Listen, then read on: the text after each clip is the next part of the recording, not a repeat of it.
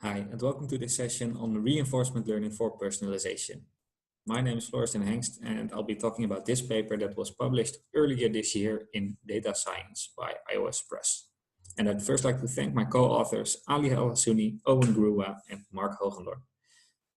The contributions of this paper are: we provide an analysis of reinforcement learning approaches to personalization, and we look at different problem settings, solution patterns, and the way these are evaluated.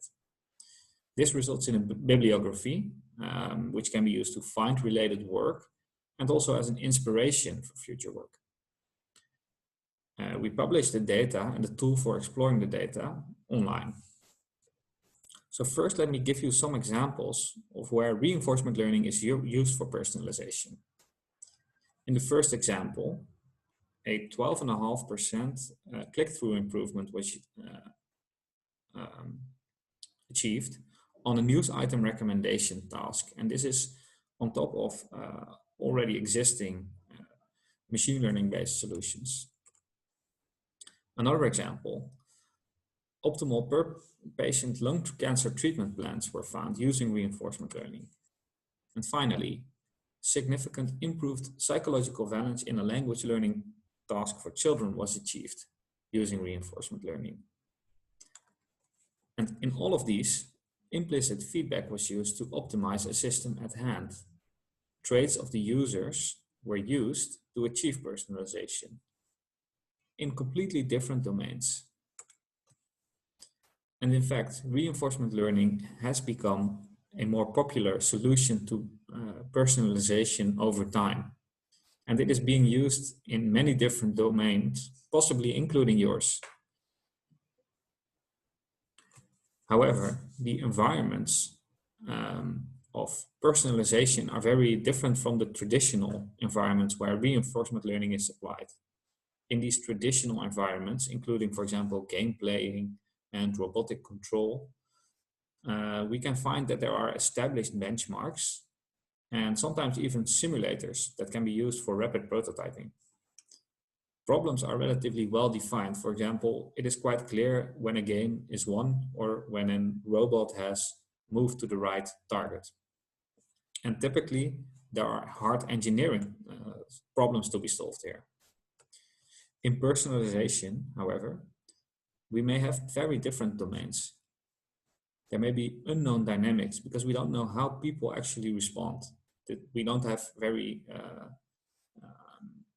reliable simulators for this.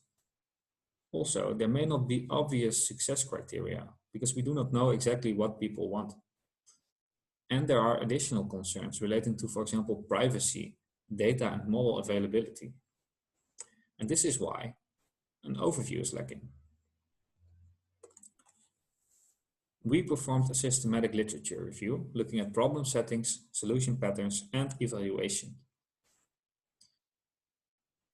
In this review, we queried 5 databases and found 680 unique papers.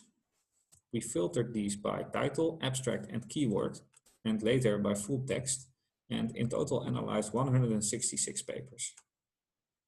During the data extraction phase, we looked at whether explicit or implicit feedback from the user was used, whether safety and privacy concerns were mentioned, and whether model and data availability was present. We also looked at the algorithm used, along with the number of learners. We looked whether user data was used, for example, in the state space or elsewhere. And we looked whether training was performed in simulation, on existing static live data, or in an online setting. We also looked at evaluations. Again, looking at whether evaluation was performed in simulation, on static data, or in an online setting. We also looked at whether comparisons were made with non-RL approaches and with a no personalization setting. And now let me give you some snippets of the results. Regarding problem settings, we found that implicit feedback was more popular than explicit feedback. So in implicit feedback, we do not ask the user explicitly what they prefer, but we infer this from the user behavior. We also found that the user model is only present in 25% of all papers, and that safety is mentioned relatively frequently in the commerce domain. Now let me talk about solution patterns. In the first pattern, we find that one learner is used for all n users. And typically this involves the inclusion of some profile of the user in the state space.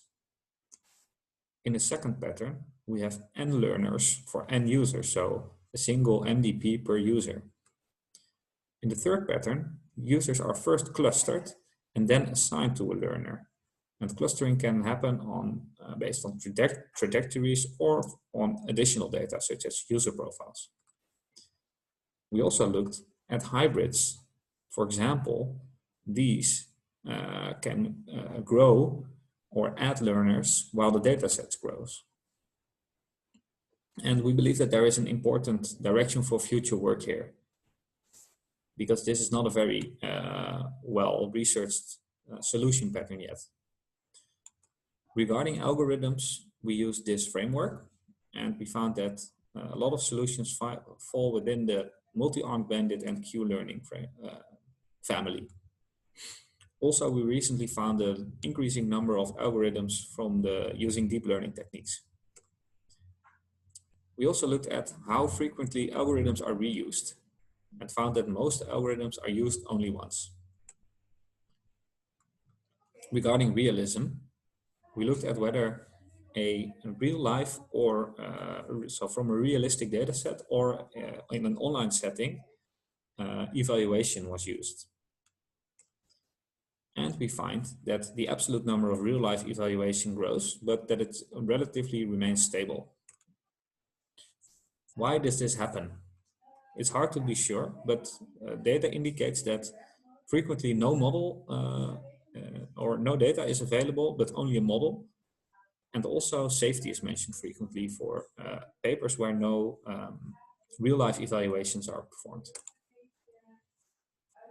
We also looked at whether comparisons are made. And although the number of comparisons is growing in absolute numbers, it remains relatively stable. So we conclude that reinforcement learning is becoming increasingly popular for personalization problems. However, challenges remain in data availability and safety. And the number of the lacking reuse of algorithms and the lacking growth in papers that performs a comparison indicates that a maturity from the methodological perspective fails to keep pace.